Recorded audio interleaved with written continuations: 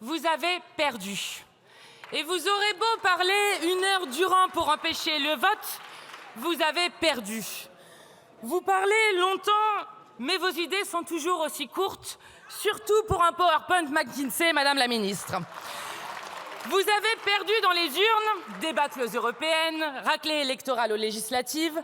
Vous avez décidé de voler le résultat du suffrage avec un gouvernement en apesanteur sociale, sans aucune légitimité démocratique, mais vous avez déjà perdu.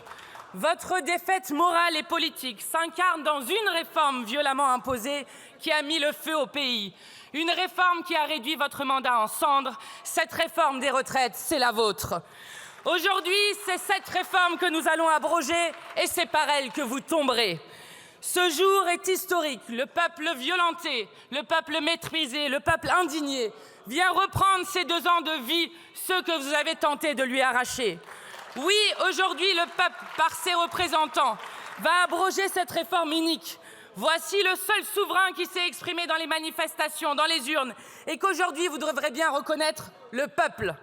Dans l'histoire de notre pays, celui de la grande révolution de 1789, celui où les droits égaux pour tous l'emportent sur les injonctions du monarque, ce jour fera date. C'est un jour de bascule. Aujourd'hui, les principes démocratiques sont en jeu.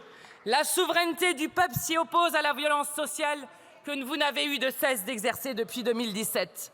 Déjà, contre votre réforme, la longue trame du peuple des grèves, des manifestations, des indignations du peuple uni et insoumis de France avait ressurgi.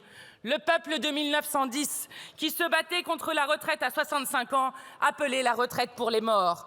Le peuple de 1945, qui arrache la sociale en proclamant haut son principe fondateur de chacun selon ses moyens, à chacun selon ses besoins.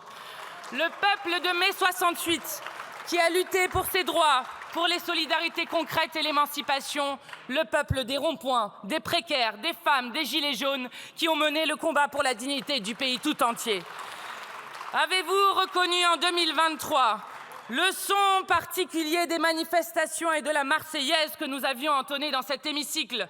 C'est le son de ce peuple en mouvement, vous qui l'aimez docile et obéissant. Il s'est levé et reste debout. Il vous enjoint à regarder les conséquences sociales de vos politiques de malheur. Ces voix font encore trembler les murs de cet hémicycle, qui par millions, pendant des mois, défendaient dans les rues la conquête sociale du temps libéré.